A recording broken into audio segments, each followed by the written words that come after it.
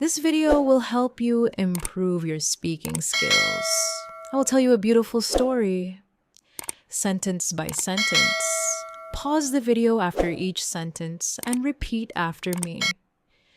Today, I am going to tell you a short story. It is about a young girl. She loses her phone on the subway. She meets new people while trying to find it. In the end, she finds not only her phone, but also true friendship. Let's begin the story. My name is Emma Johnson, and this is a story about my phone. It is a story about the worst day. It became the best day of my life. I am a college student. I live in New York City. I study art at university. Every morning, I take the subway to school. That Tuesday morning started like any day. I woke up late. I grabbed my bag. I ran to the subway station. The train was very crowded. I found a small space near the door. People pushed me from all sides. My phone was in my jacket pocket. I always kept it there. The train stopped at my station. I pushed through the crowd. I walked up the stairs. Then I reached for my phone. My pocket was empty. My heart stopped. My phone was gone. All my photos were on that phone. My contacts, my music, everything. I ran back down to the subway platform. The train was already gone. I asked the station worker for help. "Sorry, miss," he said. "Lost phones are hard to find. You can try the lost and found office." I felt terrible. How could I be so careless? I decided not to give up. I will find my phone somehow. First, I went to the lost and found office. A kind old woman worked there. She looked through boxes of lost items. "No phones today, dear," she said. "Check back tomorrow. People bring things later." I walked around the subway station. I asked everyone I could find.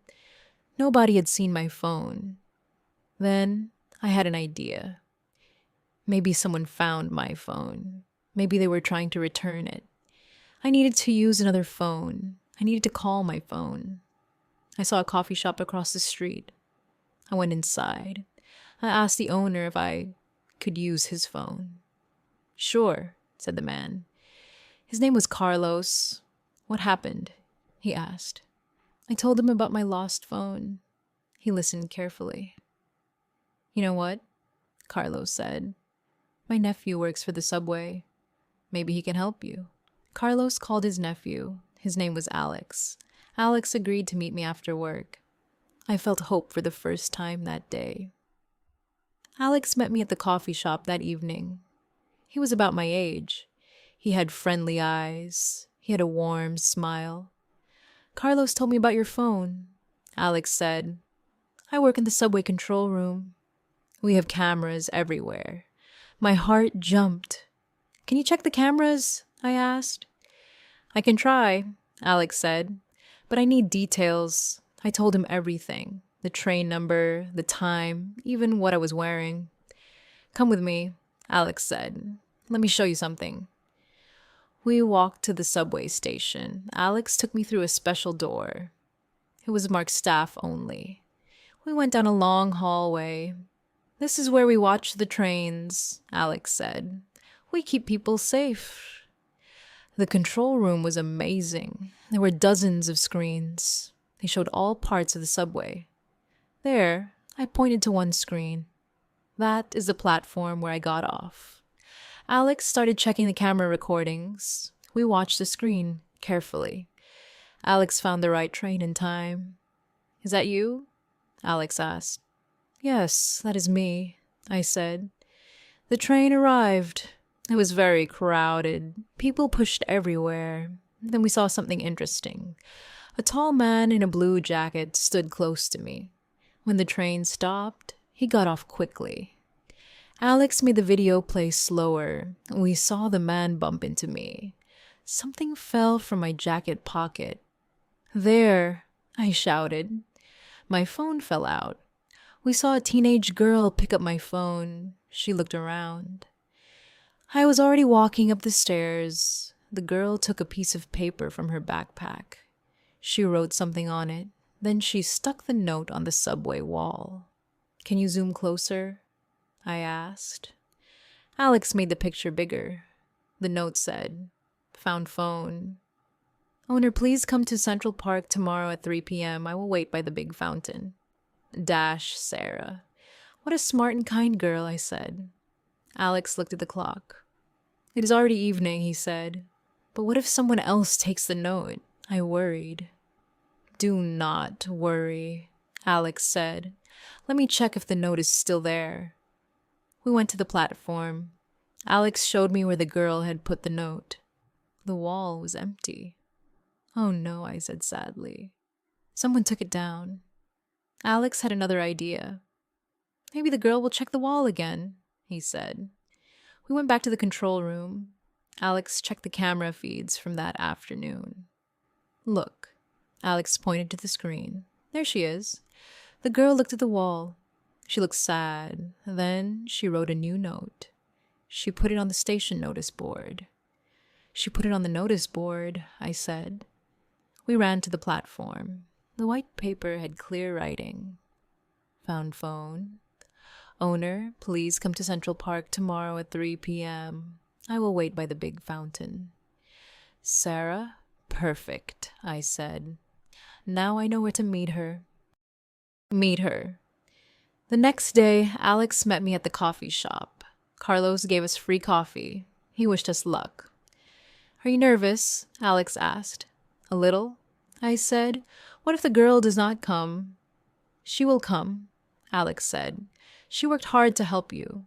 We arrived at Central Park at 2:45 p.m. The big fountain was easy to find.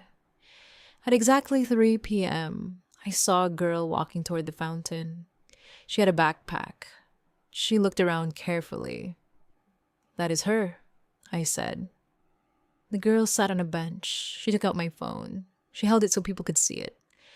I walked up to her. Alex was beside me. Excuse me, I said. Are you Sarah? I think you found my phone. Her eyes got wide. Yes, I am Sarah. Is this your phone? Yes, that is mine, I said, happily. Thank you for keeping it safe. Sarah smiled. I put up 2 notes to make sure you saw it, Alex explained. We saw your note on the subway camera. Sarah looked surprised. Camera? She asked. I explained everything. How I lost my phone, how I met Alex, how we found her through the cameras. You are smart to leave notes, I said. Thank you for not giving up. You do not need to thank me, Sarah said. I am just happy to help. I wanted to do something special. Sarah kept my phone safe. She wrote multiple notes. Do you like art? I asked Sarah. Yes, she said. I love to draw, but I am not very good. Everyone can learn art, I said. Would you like me to teach you? I go to art school. Sarah's face lit up. Really? You would do that? Of course, I said. You helped me so much. Alex spoke up. Sarah, do you like music too? I love music, she said. I play guitar. I'm a musician, Alex said. Maybe we can all be friends. 2 days ago, I lost my phone. I felt terrible. Today, I found my phone. I also made 2 new friends. Alex had become more than a friend. He was kind, funny, and talented. Sarah felt like a younger sister. She was smart and creative. I loved teaching her about art. You know what? I said, lowering my phone was the best thing that ever happened. Why? Sarah asked. Because it brought us together, I said. I found friendship and love. Alex took my hand. I found the most amazing girl in New York City. Sarah laughed, and I found the best art teacher in the world. We sat together. We watched the sunset over the city. My phone was safe in my pocket. My heart was full of joy. Sometimes when you lose something, you find something even better. I hope you enjoyed the story. Remember to practice by listening and repeating every sentence. Listening and repeating will make your English speaking more clear and confident. See you again in the next English learning video.